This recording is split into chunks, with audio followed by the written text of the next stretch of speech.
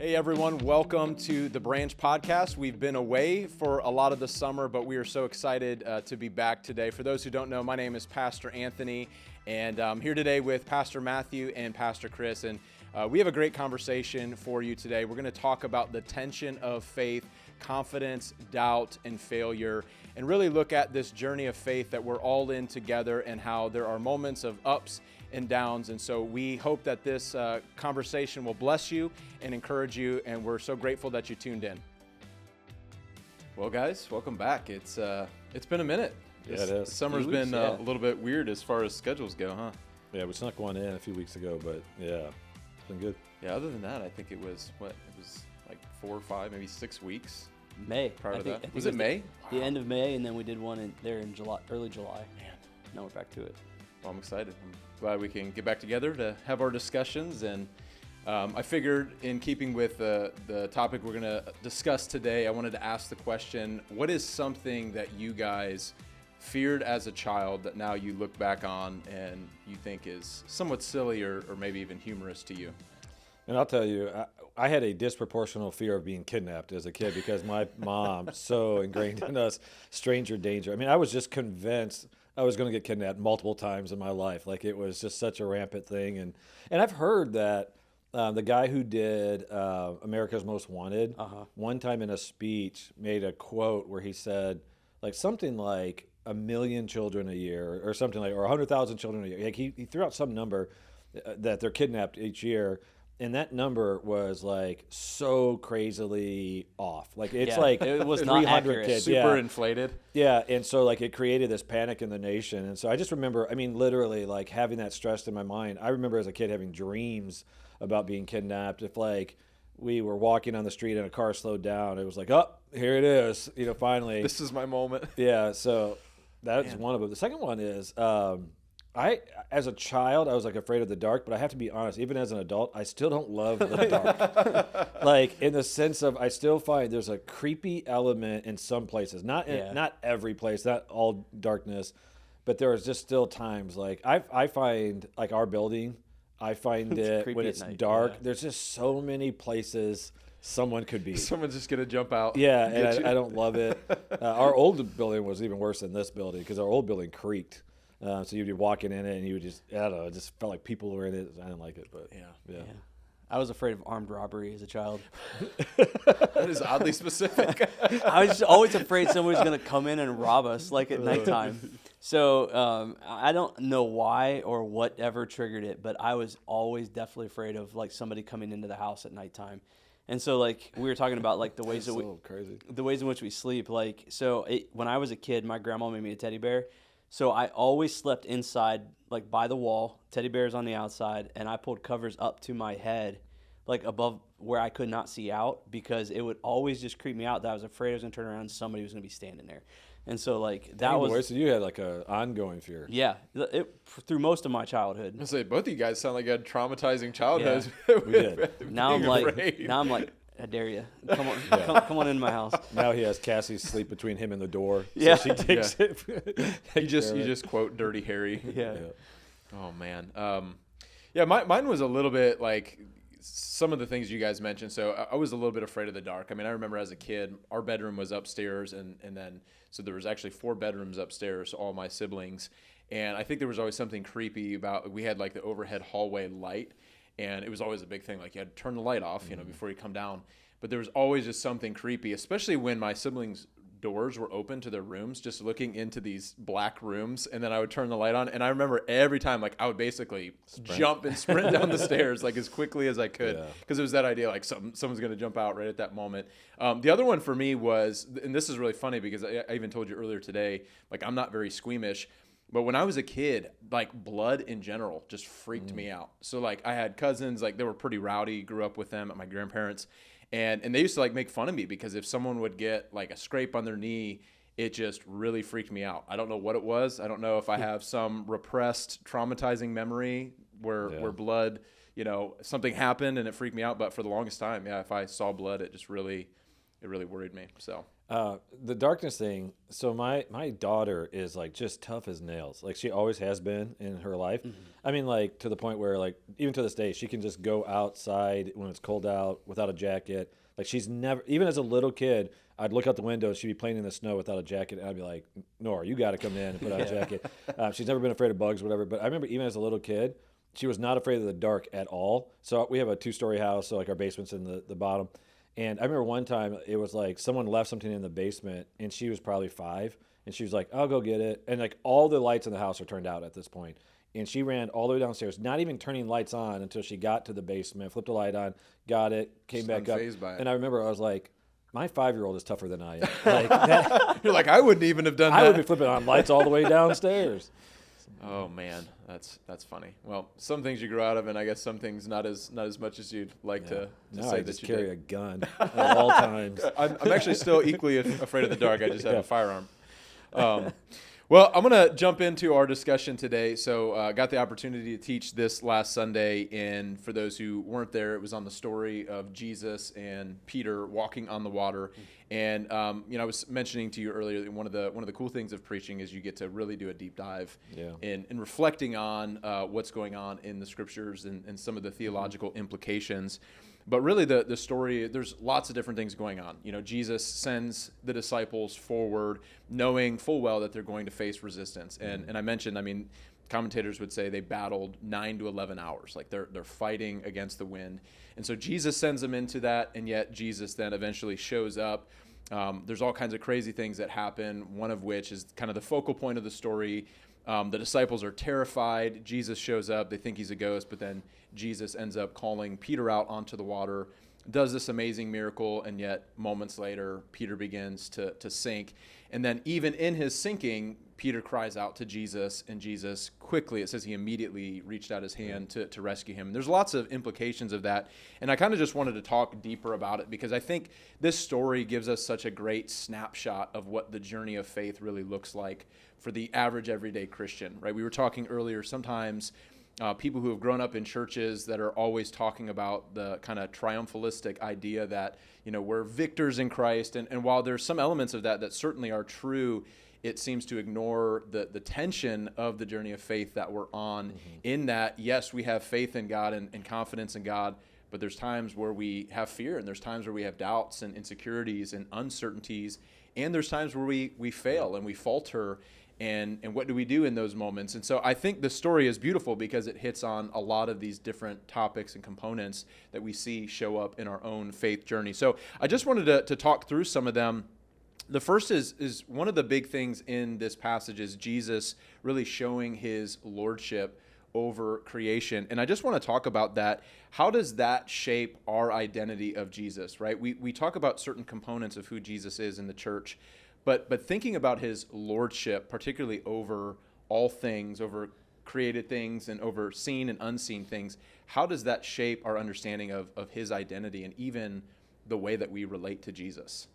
I think about like that idea, and there's so much uncertainty. You talked about how in our lives, like we live in this tension of we're going to face these trials, we're still going to make mistakes, and yet we also have this idea of being redeemed and whatnot.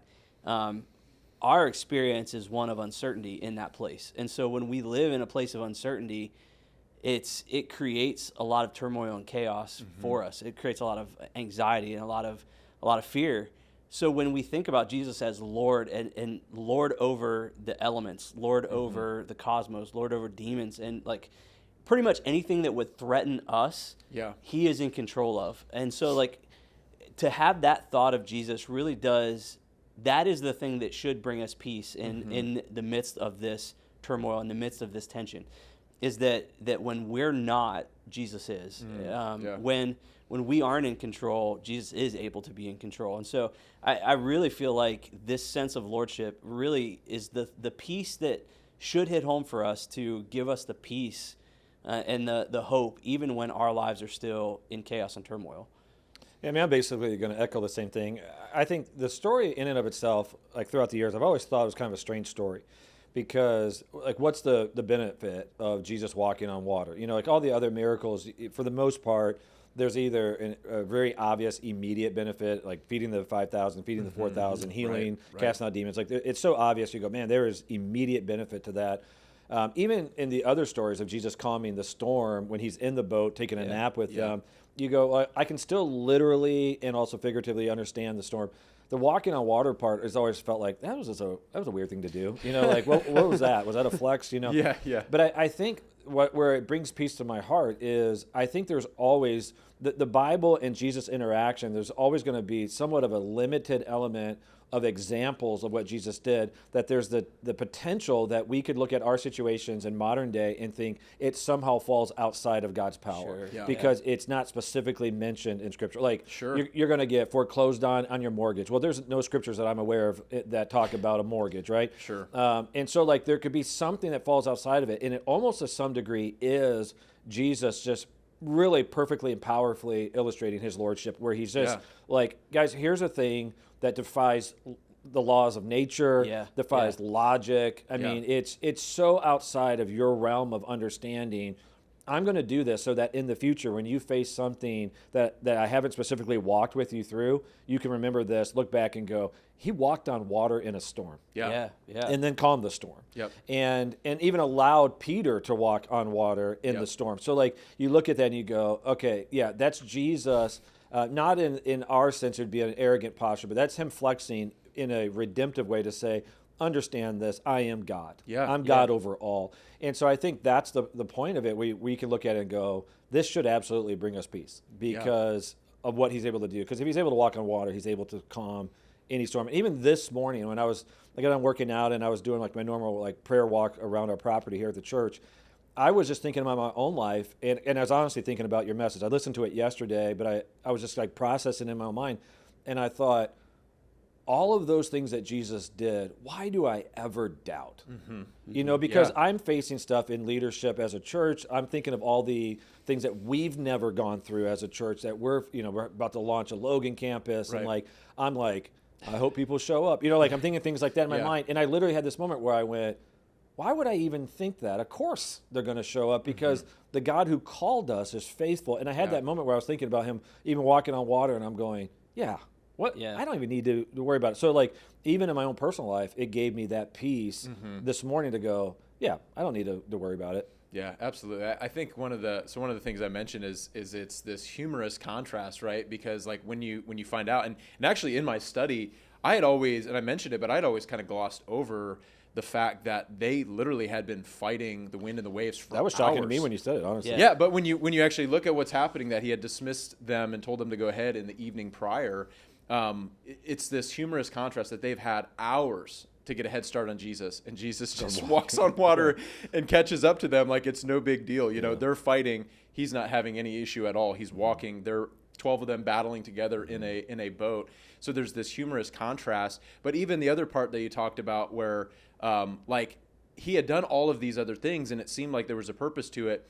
But even like right before that, he had fed the 5,000. They had seen that. And yet there was something about this miracle that they claim his divinity, right? They're like, truly, you are the Son of God. So they saw a deeper dimension, if you will, of who Jesus was, his identity in this moment, which I find fascinating because they had seen not only the miracle that he had done the night before, but other miracles that Jesus had done. But there was something about this one specifically that stuck out to them. And whether it was because it pertained to them specifically or whether it was the nature of the miracle, it was like they recognized Jesus' lordship and power and divinity at a new level because of what they were experiencing in that moment. And you wonder if Jesus, like when they declared his divinity, you wonder if he was like, now you finally get it. This is what it took. Yeah, all these other things that I've done. But again, I don't really throw shade at them because you could say the same thing if someone create a narrative of my life is, now you believe. Like I'm telling you, like this morning I'm walking in a prayer walk and I'm like, he is faithful. Like God would be like, now you believe. But yeah, I mean, it is interesting, I think, for our own perspective, how often just the wear and tear of life can lessen God's powerful moments in our past. Like it's like when we create distance from those moments, the impact somehow fades and the fear somehow increases in that. And so there is some element of our humanity where we have to be put in situations where we, once again, it's revealed to us, You really are God, you know? And I think about, I don't know if it's Matthew's account, but I'm really confident in another one of the accounts where I think it was like Jesus was just like on the mountain overlooking the water, and he saw them wrestling. It says something like he saw them wrestling on the storm and went out to them. So like even an element of him, like, and I've been there to that part of Israel, and like, so like it's surrounded by like, we would call it a hill probably, but it's, so you can see it. And it's just an interesting thought to think like they're out there struggling for hours, but yet he's watching them. There's still an element of connection, of control. Like they needed to have that struggle so that he could walk out there and show his divinity. It was like they needed that moment. And then like right after that, just a couple of chapters later in Matthew, I'm going to talk about this Sunday, it's like, again, he's having a moment where he's saying to them, why are you have little faith? Like what's going on? And it's like, it's just, again, it's like the rhythm of our lives. We need to have those moments. And if we didn't have those moments, I think the power of who he is would fade naturally in our lives. Yeah. So it really is a gift that he gives us this side of eternity to be reminded of it. And I was just thinking about the contrast in like the disciples' perspective versus Jesus' perspective. Like Jesus is sitting on the hill watching them struggle, watching them go through this. And the idea like that came to my mind is like this is how we think about God, that he's standing far off, kind of watching, and he's aware of what we're going through. But when you're in the midst of it, like we have a hard time getting to that place where we remember that he can be there in a moment. Like, so like we struggle and we get focused on the thing that we have to overcome in that moment.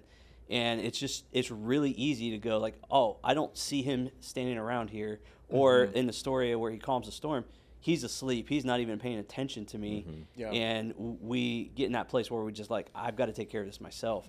And I think it creates that place where we're like, that's where stress, where fear comes in. And I don't want to repeat everything you just said, but like it is that moment where we are locked into the problem and not Jesus. Yeah. So I want to ask this question. What are the deficiencies that you guys would say? So when we think of Jesus in the American culture, particularly like the American church culture, what is the place where we kind of overemphasize certain aspects of who Jesus is, and then maybe have an underdeveloped sense of who Jesus is? So what I'm saying by that is, I think in culture we have this idea of like Jesus, obviously like he was a moral teacher. So like even some of the like the justice oriented movements in our country, they love to use Jesus as the example of that. And I would say there's much that's good about that. But it feels like oftentimes we have kind of a lopsided view of Jesus, certain understanding of his identity. Like, how does this conversation even inform that? So, like, the idea that Jesus is Lord, how does that inform maybe a different perspective in our view of him, and even how we live our Christian lives in light of that reality?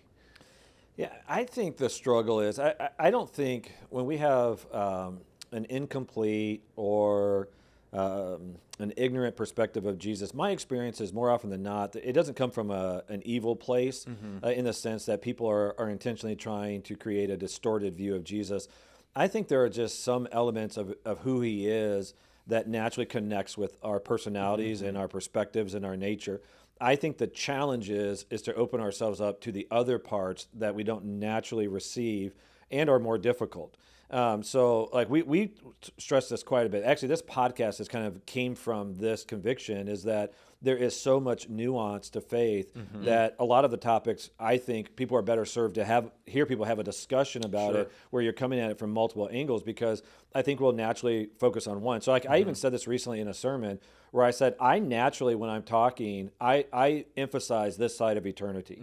So I'm naturally communicating, these are the benefits this side of eternity. Being in a relationship with God where he says, I came that you might have life and have it to the fullest, like it's my natural bent. In that sermon that I said that, I spent the entire time talking about the eternal consequence of our choices. I don't set out to be incomplete. I don't set out to be deceptive. My natural bent is that way. And I'm having to remind myself, I need to also focus on eternity. And I think the same thing, like this Sunday when I teach, I'm going to talk about a side of Jesus where he's rebuking. He says to them, and you alluded to it last week in the teaching of Peter, because he used similar language, but where he says, you have little faith, but he calls them a twisted an unfaithful generation, and he says, how long will I be with you? I think a lot of people don't like that side of Jesus. They don't like the rebuking side of Jesus. And I would even say this is a current, especially American perspective, that we don't like for someone to tell us we're wrong. We don't like for someone to tell us that our perspectives are incorrect. You know, with the whole idea of like you get to create your own truth. Yeah. When Jesus comes out and rebuking, he's obviously saying, no, your truth is not valid. Yeah. And so like we don't like that. And so there's a part of us that wants to focus on Jesus, the one who's kind, and he is. Jesus, the one who's loving, and who is. But we don't want to focus on when he's like when he's challenging, when he's what we would say is harsh, when he's rebuking. And I think we have to be careful that we don't portray a side of him that is giving people an incomplete understanding of who he is. So I would say when you see stories like this, it should cause us to pause and go, okay, yeah, he's greater than we're giving him credit for. Like there's another side to him, and so we should focus on that. Well, and I think each of them augment if we're willing to let Jesus be who he is and how the Gospels display him. Each of those things augment the other side of that. So like it doesn't fight against it, but helps it and bolsters it and gives it more meaning. So you think about the lordship of Jesus. Well, that makes his teachings all the more important because if he is Lord over all of creation and he's saying this is something we should focus on, I think we should probably listen to that. You know what I mean? Sure. Like his graciousness is augmented by the fact that is rooted in righteousness and goodness. You know what I mean? And so he's merciful and he's gracious with us, but that's based out of a justice and a righteousness. And so I think when we allow those things to bolster and give meaning to and further our understanding of who he is, our completeness of who he is, I think it's just really important that we allow it to do that. So I think we can have our favorite portions or pieces of it, but I think we have to always come back to the place where we go like, oh, it's this, but it's also this. And and I think sometimes a dangerous statement that I hear frequently in modern day culture, even in the church world, is people will say, and you could fill in the blank, but they would say, I can never serve a God who blank, right? Yeah. And it honestly, that is such an arrogant posture because what you're saying is, I'll never serve something that doesn't make sense to me or doesn't make me happy or doesn't meet my standards. Yep. And really, in moments like that, where Jesus is walking on water, that should shift our perspective to where we're going. If this person, as you were just saying, if this person is able to do that, then everything he says should carry more weight than my opinion. I mean, he's walking on water. He's calming the storms. He's healing. He's casting out demons. He's prophesying. He's predicting the future. He predicts his own death and resurrection. He follows through with it. Like all of these things together should radically impact our perspective. Because again, we talk about this frequently, but people even in our culture will say things like, well, Jesus was all about love. You know, and they'll use that in whatever framework they want. So Jesus would never condemn, and again, fill in the blank of our culture. Jesus would never condemn sexual immorality. He would never condemn homosexual relationships. Jesus would never condemn, again, I'm just using the common ones that are used in our culture because he is so loving. You go, okay, guys, but that loving Jesus is also the one who created. He's also one who rebukes. He's also the one who spoke very harshly to the religious leaders. He's the one who consistently says to them, there is a way that leads to eternal life, but it is my way. I mean, his parables are very, very, very hard-hitting, where in his parables there is always a group, when he's talking about eternity, that gets cast out, that gets rejected. So again, it just goes back to that. If you understand who Jesus is in power, and that's what he was showing, then there should be a humility in our hearts that goes, I have to then figure out what will make him happy. Yeah. Not me happy, him happy. Yeah. Right. And so again, the guy who walks on water, he's the one who controls my life, right? Like that's a different thing. Yeah. No, when you were talking about that, like the idea that we use, like this is the danger of it. Like we use Jesus kind of be the poster child of the things that we care about, right? Absolutely. When it aligns with our preferences, when it aligns with our desires, and the part of it is that it might be partly true, but it's like a half truth and it becomes a lie, right? This deficient understanding of Jesus, as you were saying. And I think the other part of it that I mentioned, during the sermon, we talk about like Jesus being Lord. The one aspect of that is like what you guys had mentioned, like the submission aspect. Like if Jesus really is Lord, that means I'm not. It means I'm not the ultimate final authority.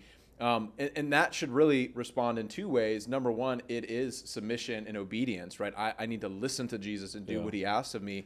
But the other part of that, which is what I was kind of really getting at during the message and on that particular focus, is the confidence side, right? Because Jesus is Lord, yes, he's authoritative, but he's not only authoritative over my life, he's authoritative over the situations that I'm facing. And I think the difficulty is that we do tend to use Jesus for certain aspects of our lives. And I think the danger of that is then we actually take the lordship of Jesus away and we make him something completely other. Like the idea of making Jesus in our image rather than realizing we're made in his image. It's really a reversal and it's a form of idolatry. Yeah. But I do think there's also something to be said about there's a practical nature. Like depending on the situation you're in, there's times where it's like I'm leaning into the fact that Jesus is friend in this moment, or I'm leaning into the fact that Jesus is Lord over the situation, or I'm in a situation where I'm convicted of sin, and because Jesus is Lord, he has authority. So there is a practical element of that, that depending where we are, we need to respond accordingly.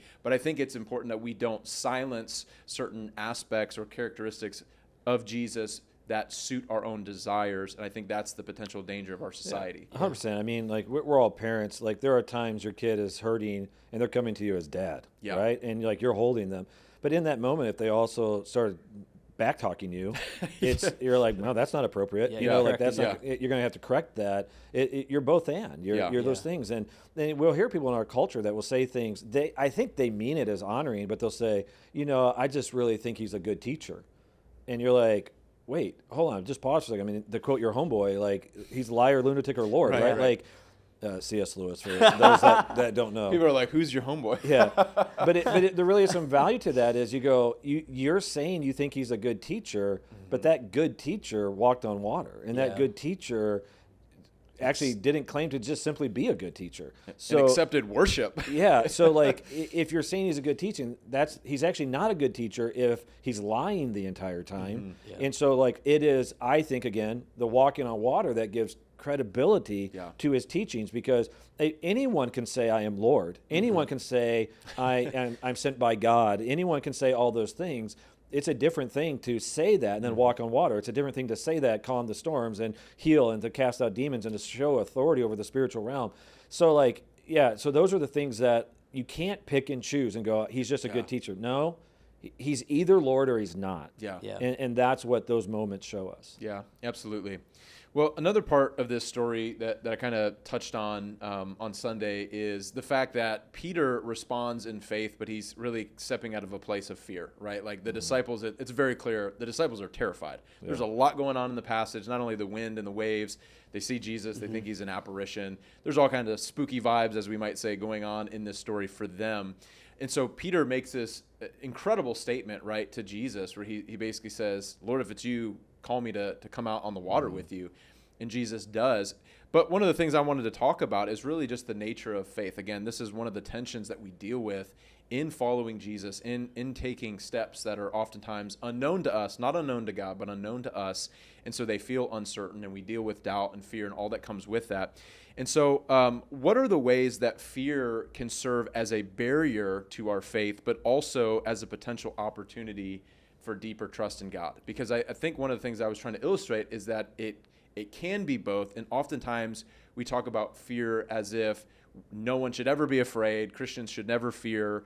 If you're afraid, that's sin, without any sense of nuance to the fact that we do wrestle with fear and we do wrestle with doubt. So how can fear be a barrier to our faith, but then also how can it be an opportunity for deeper trust? Well, I think it depends on the perspective with which you have. If you think about fear in the light of like Peter's story, he knows in his mind that if he steps out of that boat, everything in his mind tells him, I should go to the bottom of this lake. You know what I mean?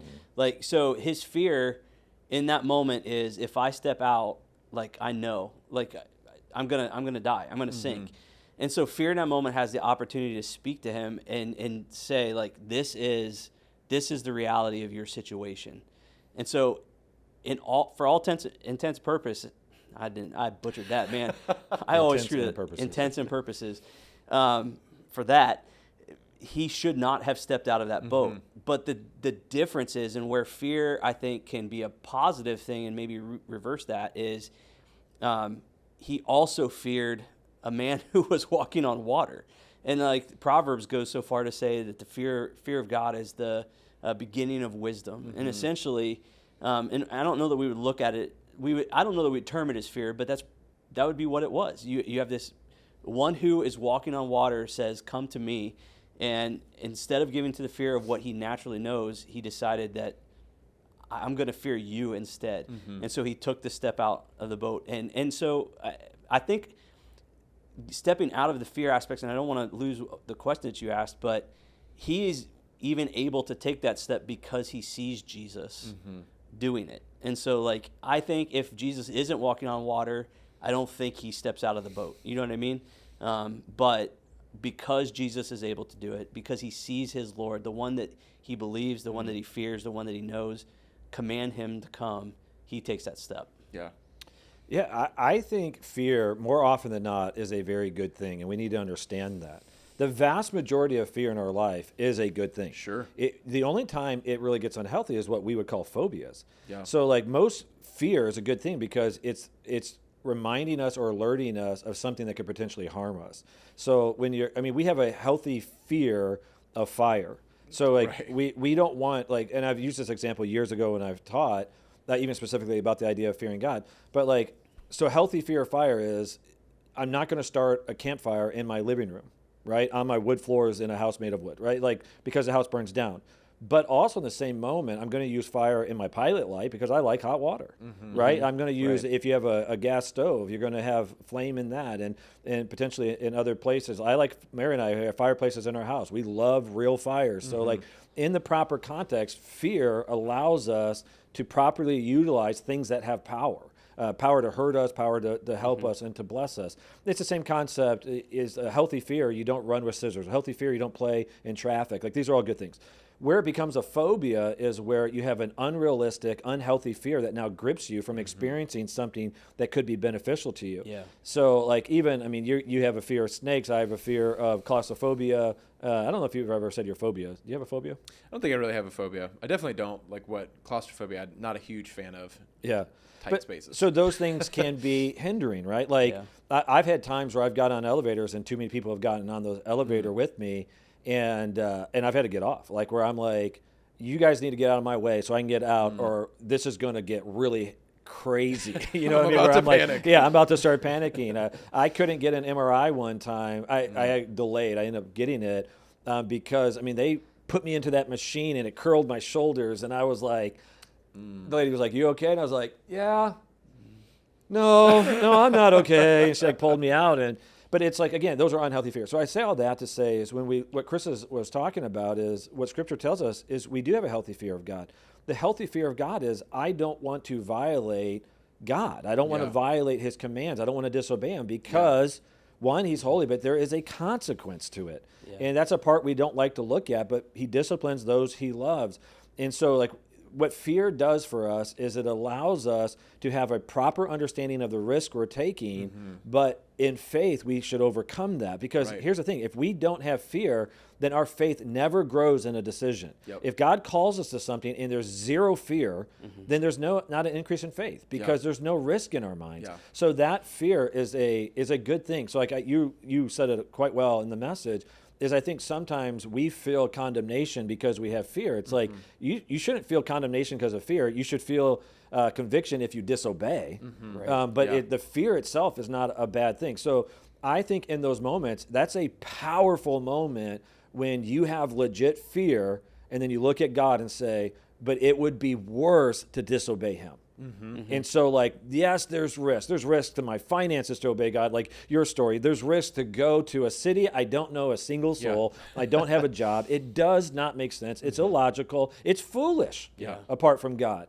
And everyone that's not religious could look at you and call you a fool until the moment where God comes through and you go, yeah, God knew what He was doing. So, like, that's a faith-building moment because of fear. Yeah. I think the other thing that really bothers me is not just because it like leads to condemnation and shame that Christians have gotten this idea that experiencing fear somehow is sinful or wrong, or they don't have enough faith. I do too. And that's really what I was trying to dispel on Sunday. But I think of it even in the biblical terms, like, for example, anger in and of itself is not sin. And I know that because, Paul talks about this, Ephesians 4, 26 and 27. And he talks about, don't let the sun go down upon your anger. But this idea of, be angry and sin not, right? So you can experience anger, but it's ultimately what you do with it. I think fear is the exact same, right? You can experience fear. Most of the time, we're not choosing to be afraid, right? If you're in a situation, you're not choosing to be afraid. It's a natural response, a natural emotion. And part of that is knee-jerk reaction. Part of that is maybe, the analysis of what's going on in the situation and the natural outcome of that. But there's a fear response. But it is exactly that. It's that I can be afraid and I can choose to sin not, right? I can be afraid. I can choose to obey God. I can be afraid. I can choose to step out in faith in the midst of that fear. And that's exactly what I was pointing out, I think is happening with Peter, right? I don't think anyone could say, suddenly, Peter was afraid, and then suddenly in this moment he was no longer afraid. I don't think that's all is what happening. I think he was afraid. The disciples were afraid. In this moment of confidence and trust, because as you said, he knows it's Jesus. He's acknowledging the fact, wow, Jesus really is the Lord. He's walking on water. I can do this. But there's this mixture of fear and faith and uncertainty and doubt and all of these things happening at the same time. But it is very much, when we listen to the voice of fear and we allow that to control our lives, then in that sense it becomes an idol, right? It becomes the God that controls us. And when we're not listening to the voice of God because of fear is when it becomes problematic. And I think it's important for Christians to understand the difference of that. But I think when we recognize that we're getting to that place, because I think it sometimes it plays out fast, but I think a lot of times it plays out slow, where we have a lot of time to think about and ruminate on the thing that we're afraid of. I think the key to overcoming that, because I think if we give it enough time, we'll talk ourselves out of the thing that we feel like God is calling us to do, because we're afraid of what's going to happen or the consequences, or whatever reasons we have.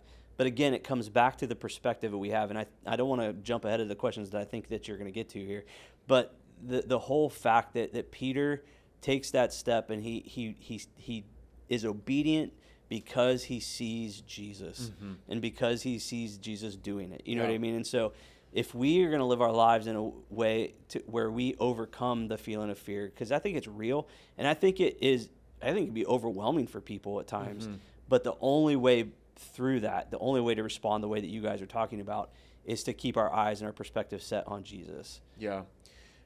So practically speaking here, I mean, if you're counseling a Christian who's dealing with a situation where they've been afraid, they feel like God is leading them to something, speaking something over their life and calling them to something, what are some like practical ways that not just, okay, we can acknowledge the fear aspect, the uncertainties, the doubts, and acknowledge what God is calling me to do or what I know I'm supposed to be doing.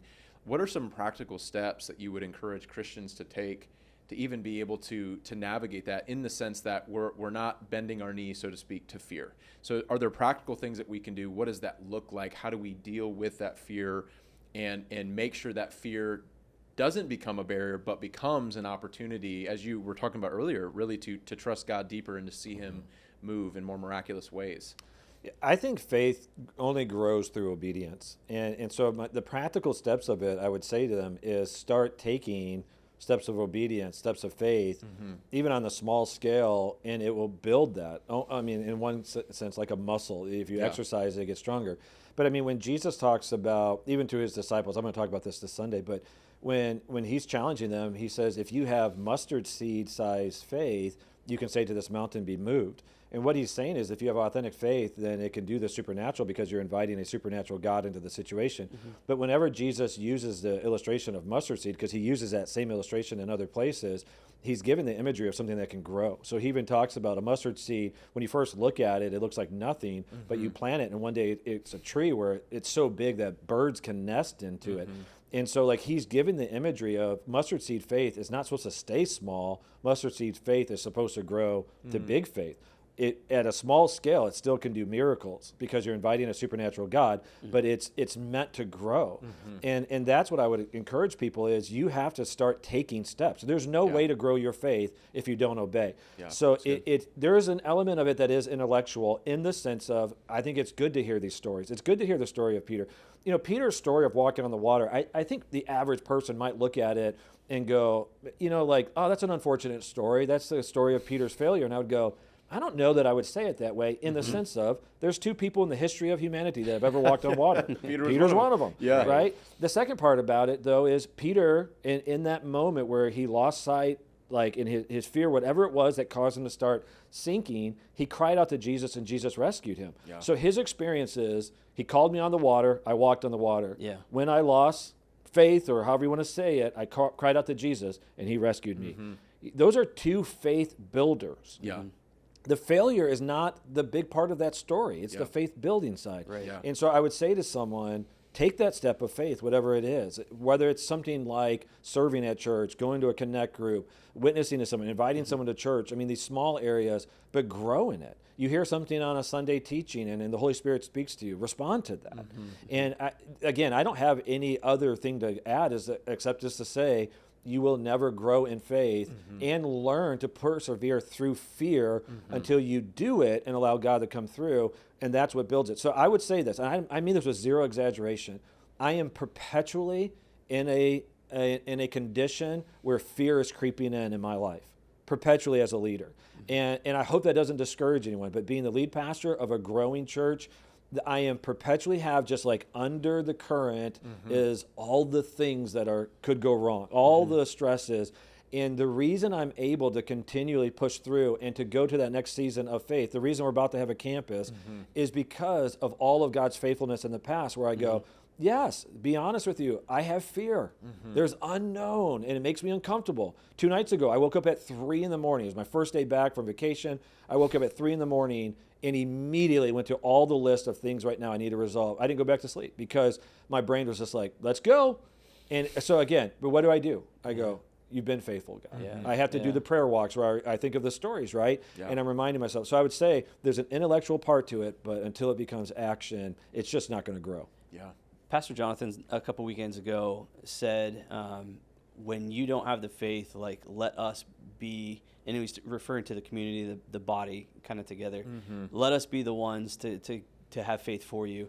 And what I think he means by that practically is the idea that when we are in community and we're honest with other people and we invite them into our fears, what we get is the support and the encouragement and the accountability that we need to move beyond our fear. I know there's been multiple times in my life where it's been scary to take a step of faith that God has called me to, but when I've mentioned it to a friend, when I've told them that, hey, this is what I feel like God's put on my heart, this is what I feel like he's asking me to do, the greater fear has been, I don't want to disappoint them. Like, and so, you know what I mean? Or I don't want to disappoint God in this, and so I'm asking you for your help. And so I think having that community around you, that the friendships, the people that you would say, I'm willing to let you in on the thing that I'm most afraid of in this situation. I think their faith can help carry you through that season to where you can respond in obedience. So if you're struggling with fear, if you feel gripped by those things, find a friend that you can confess that to, not in a like you're being sinful way, but in a way that you're asking them to help you move past that and move it to take that step of faith that you were talking about. Yeah, I think that not only are they able to join you then in the supernatural, in that they're praying for you and they're asking God to move and to strengthen you through those doubts and uncertainties and fears, but also even just the practical encouragement and even challenge from others to be able to share the stories we were talking about, the stories of one another and how God has moved in our lives. Like, we need those reminders, we need those stories. But I agree, like, at the end of the day, there comes that point that we always talk about where it's like, you have to take the step, right? You have to take the step. And until you take that step, you're not going to see the supernatural move of God that we all talk about and all like to think about, but you're not going to actually see it evident in your life until you're willing to take those steps. So if you were to get a whiteboard out and chart where the end of the chart is you making a decision to move to Lancaster without knowing someone, the truth of it is you would go back on that and chart out 1,000 decisions that you made prior to that, right? And you would have some really major ones. And on this podcast, you've shared them from in different seasons of ministry. But then even within those, you would have like subcategories of while I was doing this. And same thing, I mean, Chris, a couple weeks ago when he taught, was always very open about his struggles with anxiety. And that's been an ongoing journey. But even communicating it, there is, I think you break the shame of it. And you're within the community realizing I can acknowledge these things and I'm not condemned, I'm not rejected, people aren't judging me. And it allows other people to go like I'm sure people are like, that resonates with them because they have the exact same struggle. And so like in those moments, like even with Chris throughout those years, that struggle has still been there, but throughout the years, he's had these pivotal moments that have helped him process it to where now, like you say it's still a battle for you, but yet you walk in victory. And so it's not, it's a weird thing, because I've often thought of that. I'm like, when you, basically when you talk about it, in my mind, I'm like, is this Chris's thorn in the flesh of, it's just the thing that keeps you humble. You know, I'm not trying to proclaim that over you, Chris, but it might be, right? It might be the thing, but in that you still have victory. And that's like what I love about Paul. When he was struggling with something, he was overcoming and still living through it, but going, I recognize that even in this, there's a redemptive element to it. And so like in our lives, by talking about these things, we can get encouragement so that we can walk in obedience and not allow it to be crippling. I think keeping things in secret is oftentimes the most damaging thing we can do, because 100%. It just holds more power in secret than it does public. Yeah, absolutely. Well, I want to land where kind of the end of the story lands, and I think it's a great way to end the discussion, because it is the thing that I think a lot of times this story people focus on, which is the failure, right, of Peter. They don't seem to focus on the fact that he took the step, and even after that he cried out to Jesus, which I think is so telling and so important for us as Christians, particularly to what I'm about to say. But Jesus responds, right, when Peter begins to sink. Peter cries out to him. And the text tells us basically Jesus immediately extends a hand to him to lift him up. And so I want to ask the question, what does this tell us about the nature of God and particularly his grace? And then how should that inform the church, us as Christians, how we deal with people who fall into sin and who fall into these, seasons of spiritual difficulty, if you will, and even the way that we view ourselves when it comes to our failures and struggling with sin and moments of failure that sometimes lead to places of shame and isolation. This small encounter, and yet such an important encounter, how does it inform that? How does it inform the way that we think about Jesus and his grace and the way that we deal with other people and ourselves? Yeah, the Bible is so clear that it paints.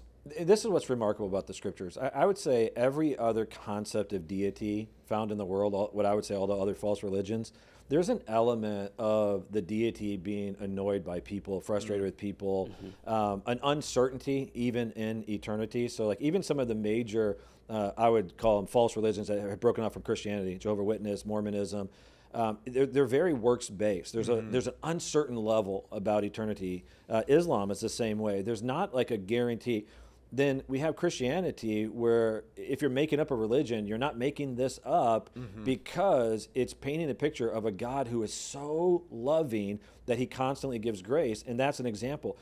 Peter starts to sink and cries out to God, and God doesn't use it as a teaching moment to let him sink under the water, to tread water. That's what happens when you don't trust me. Yeah, he's like, let me talk to you to, other disciples while Peter here drowns, right? He catches them, he pulls them up. He doesn't sugarcoat it in the sense, like he uses a moment, why did you doubt, right? I mean, there's a challenge to it, but the rescue is the focus. He rescues him and he restores him. So even Peter, I loved how you described it. Peter is just one of my absolute favorite people ever because I can relate to him. But you on Sunday were just giving like all the different examples of like this journey, right? The end of his journey, God says to him, Jesus says to him, you're going to deny me 3 times. This is going to devastate you. But I have prayed for you that after you have recovered, you will lead the other disciples. Jesus, knowing that Peter had fallen so many times, and in that moment, knowing he was going to deny him 3 times before morning, still had a calling in his life that he was going to use him in a primary position of leadership. That's remarkable, right? I mean, that God would treat us that way. And so what we see in Scripture, it's a scripture I quote all the time, found in Hebrews. We are invited to boldly come before the throne of grace that we might receive mercy in time of need. When will we need mercy? when we have sinned, when we have disobeyed. And so Yeah. what he's saying is God will always welcome us when we come back to him. And so those are the stories that should shape our understanding. Now, when you said the idea of with sin, how should we as Christians in a church? I don't think the proper response is to not call sin, like to call sin not sin. That's not the proper response, because that's not loving. Right. But within that context, to say to people, I love you enough, and this is what Jesus did. I love you enough to rebuke. I love you enough to challenge. But I also love you enough that when you repent, there is mercy and forgiveness. I think that's where the church has erred. Yeah. The church has, if you can say this, has been good at pointing out sin. Maybe, I think, gone to the extreme at certain times of elevating certain sins over others. But where the church has, I think, done poorly at times is the restoration process, where you're restoring someone back. And I think we have to, because even at times people will say, like, well, how do we know they're serious? That's not our position. That's not our position. We don't have to figure that out. So I'll give one last quick story. It's like, you think about Paul, where he says, he rebukes Corinthians in one passage where he's like, you're allowing sin, right? Like he's like, you're allowing a brother to have a type of sin that not even the world has. Cast him out. Turn him over to Satan. I mean, that's strong language. In the next book that he writes, it looks like he's saying, hey, that guy repented. Welcome him back, because they didn't know. They're like, okay, Paul, we'll do it. We'll kick him out. And then the guy repents, and they're like, no, you're still out. And Paul's like, no, guys, welcome him back in. And so, like, I think that has to be our heart. Like Jesus, the person cries out, we immediately grab them. We restore them back in. Yeah. I was sending an email to someone this week who was asking a question about the idea of repentance.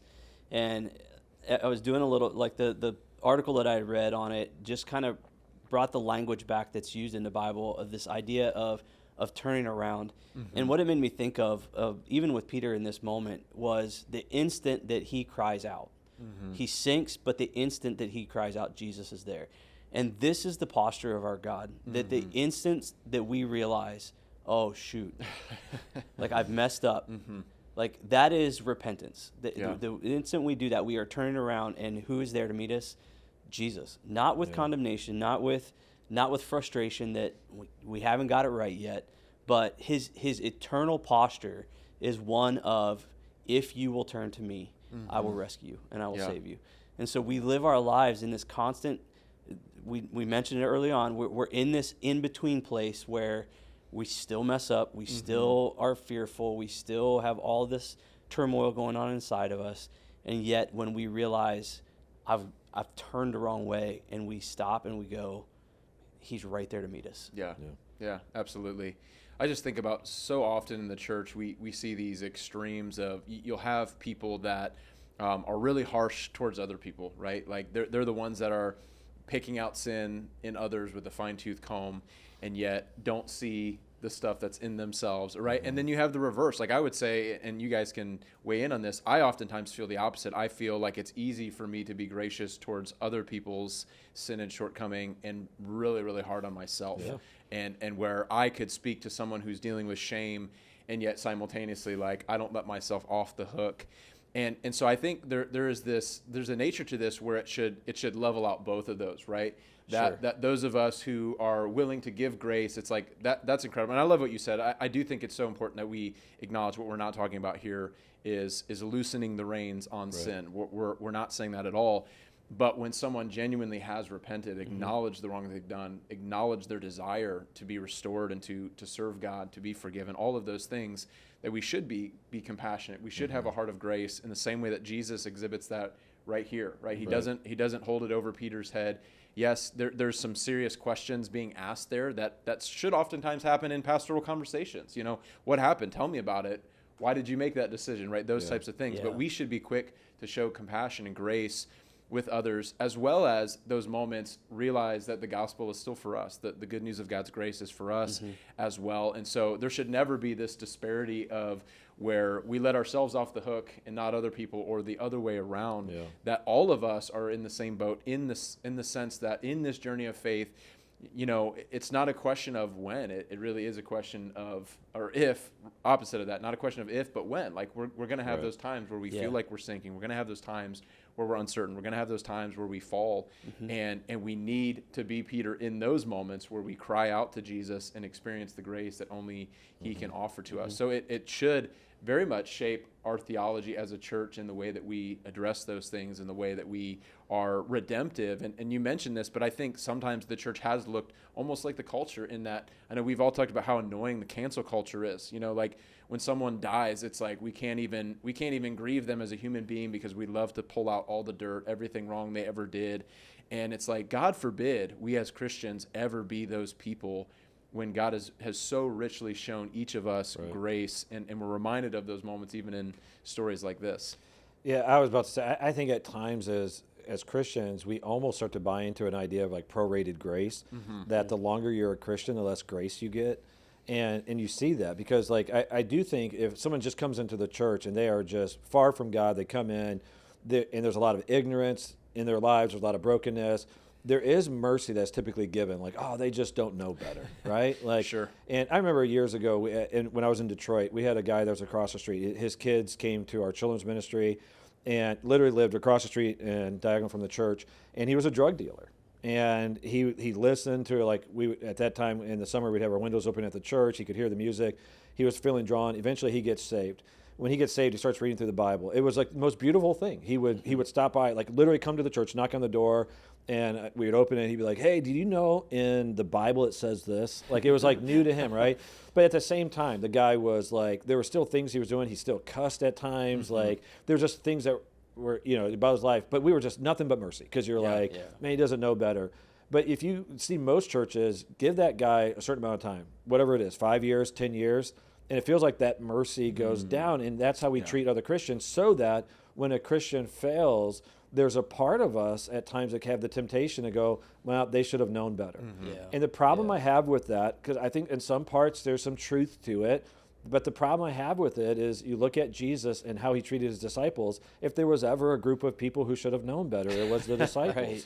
And so you look at that and you think, when Jesus commissioned them to go into all the world, we would not say in that moment they were the all-star group. No. Because they had literally just come out of a season where they all denied Jesus, they scattered, they went into hiding, they didn't have understanding, they had fear, and Jesus is still saying, no, you're my group, you're my chosen ones. And so I think as Christians, even as you're saying, I'm hard on myself too, I've had to learn that I can't give myself prorated grace. Yeah. That's not what God's offering me. He's offering me real grace. And I'll be honest, being able to understand that has helped me give grace to other people to where now I'm in a condition where I can honestly say I don't have a grievance toward people. I'm not mad at someone. I don't have unforgiveness towards someone. And it doesn't mean people haven't wronged me. It happens frequently in life. It's just the grace that has been shown me has caused me to have that perspective. So, I think it's if we're going to err, I think the church in the past has erred on truth, not on grace. And I don't think it's an error on either one. I think it's both and, right? Truth and grace. But I think at times that we've picked and chosen which one we're going to do, and I think that's where we've gotten in problems. Yeah. Well, thank you guys for the discussion, and I know it'll be an encouragement to those who are listening, because this is the reality of all of us in this journey of faith together. So appreciate your insights.